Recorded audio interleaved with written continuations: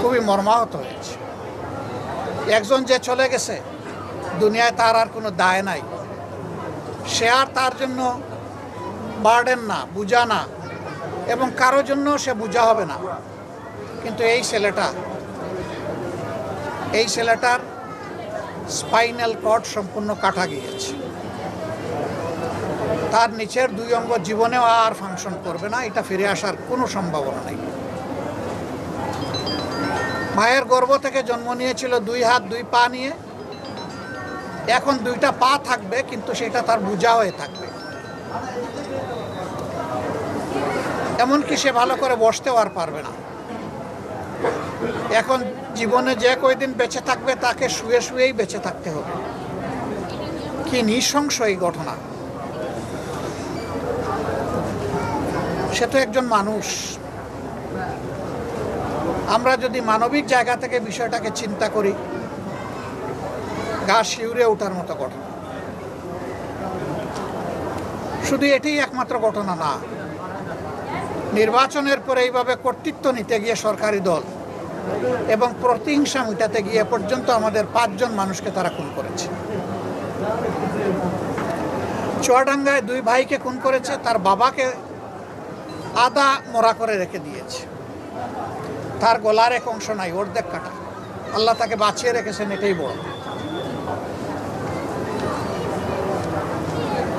চিটাঙ্গে দেখেছেন একটা ছেলের পা প্রায় বিচ্ছিন্ন করে দেওয়া হয়েছে। কেন? ক্ষমতাকে মানুষকে এতটাই অন্ধ করে তুলবে? একটুও কি মানবিকতা থাকবে না? মানুষ হিসাবে একটুও চিন্তা করব না? আমরা এই হিংস্র পাশবিক রাজনীতির অবসান চাই। তবে এটা ঠিক, অসহিষ্ণু হয়ে খুন করে, গুম করে, অত্যাচার করে, সন্ত্রাস করে কোনোদিন কোনো আদর্শকে নির্মূল করা যাবে না। আমরা মনে করি সরকারি দলের কিছু সিনিয়র নেতাদের দায়িত্বহীন কথাবার্তার কারণে এই ধরনের ঘটনা ঘটছে।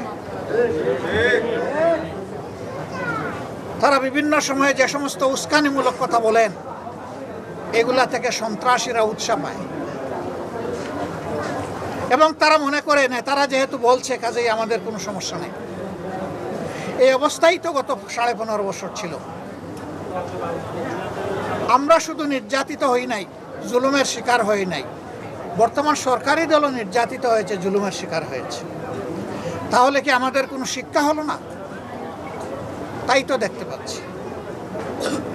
শিক্ষা যদি না হয়ে থাকে, তাহলে জুলাইয়ের মতো জুলাই বারবার রিপিট করতে থাকবে। আর কত রক্ত দিবে এই জাতি? এই রক্তের স্রোত বন্ধ হওয়া দরকার, শান্তি ফিরে আসা দরকার। নির্বাচনে ইঞ্জিনিয়ারিং হওয়া সত্ত্বেও, আমাদের বিজয় জোর করে কেড়ে নেওয়া সত্ত্বেও, আমরা শুধু দেশটা বিশৃঙ্খলা এবং সিভিল ওয়ারের দিকে না যাক, গৃহযুদ্ধের দিকে না যাক, এই জন্য এই নির্বাচনের রায় মেনে নিয়েছি।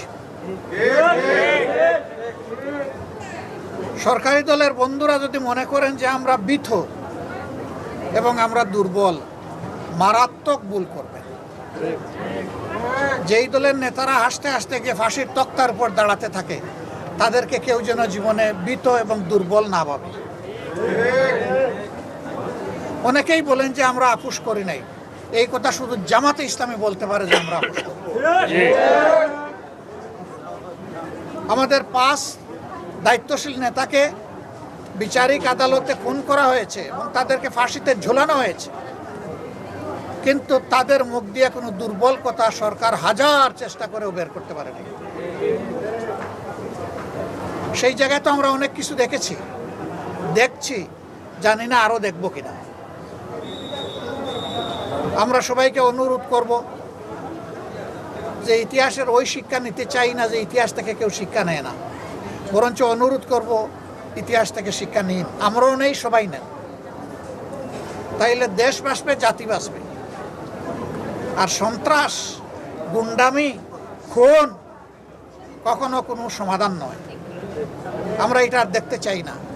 আর কোনো মায়ের বুক খালি হোক, আর কোনো সন্তান জীবনের তরে পঙ্গু হয়ে যাক, আর কোনো সন্তান গুম হোক, আমরা এটা দেখতে চাই না। এই সংস্কৃতি বন্ধ করতে হবে। যে সমস্ত কার্যকারণে ফ্যাসিবাদ তৈরি হয়েছিল 15.5 বছর, আমরা বর্তমানে অনেকটা সেই রাস্তাটাই দেখতে পাচ্ছি। এই জন্য আমরা উপলব্ধ করি আর একটা বিপ্লব হয়তো বা অনিবার্য হয়ে উঠেছে।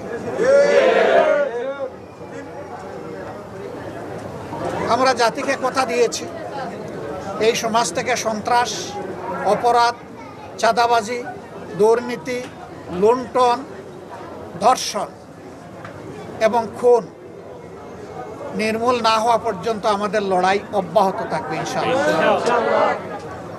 আমরা অতীতেও কারো কাছে মাথা নত করি নাই, ভবিষ্যতেও আল্লাহ ছাড়া কারো কাছে মাথা নত করব না। মাথা নত করার জায়গায় একটাই, সেখানে বারবার নত করব, তিনি হচ্ছেন আল্লাহ সুবহানাহু ওয়া তাআলা।